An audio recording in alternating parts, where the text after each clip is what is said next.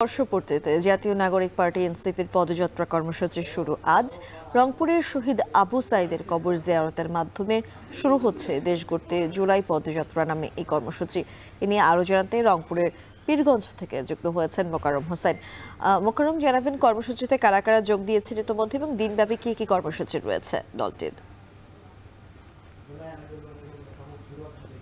মিম, জুলাই বিপ্লবের অন্যতম যে চরিত্র আসলে কোটা সংস্কার আন্দোলনকে রাষ্ট্র সংস্কার আন্দোলনের রূপ দিয়েছিল, সেই আবু সাইদ, যিনি 16 জুলাই বেগম রোকেয়া বিশ্ববিদ্যালয়ের 2 নম্বর ফটকের সামনে গুলিবিদ্ধ হয়ে সেখানে শাহাদাত বরণ করেন।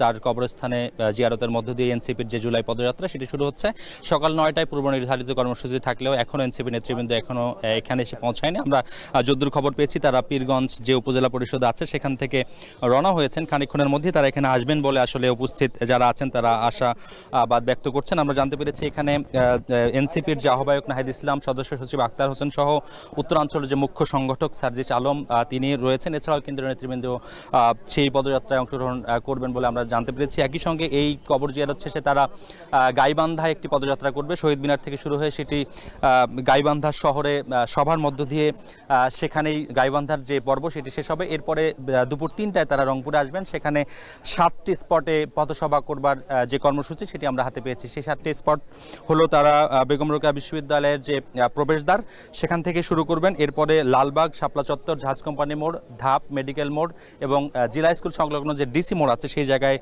7টি স্পটে তারা পথসভা করবেন বলে আমরা জানতে পেরেছি। সেই পথসভাগুলো থেকে আসন্ন যে জাতীয় সংসদ নির্বাচন, সেই সংসদ নির্বাচনে অভ্যুত্থানের পক্ষের শক্তিদের পক্ষে ঐক্য গড়ে তোলা, একই সঙ্গে নির্বাচন ঘিরে যে দলগুলোর ঐক্য, সেই ঐক্যকে প্রতিষ্ঠিত করা, একই সঙ্গে আওয়ামী যে ফ্যাসিস্ট শক্তিগুলো এখনো পর্যন্ত বিচারের সম্মুখীন হয়নি সেই বিচারের দাবিও যে জনসভাগুলো থেকে তোলা হবে।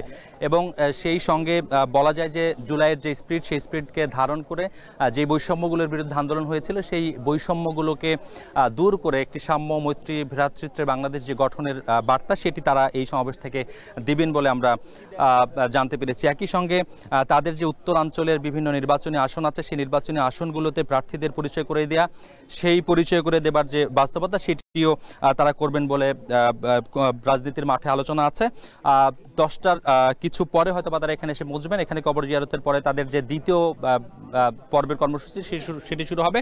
আমরা দিনভর তাদের বহরে থাকবো। পরের সংবাদে নিশ্চয়ই আমরা তাদের পরবর্তী অবস্থান সেটি জানাতে পারবো। মিম, রংপুর থেকে সরাসরি যুক্ত হয়েছিলেন মোকাররম হোসেন।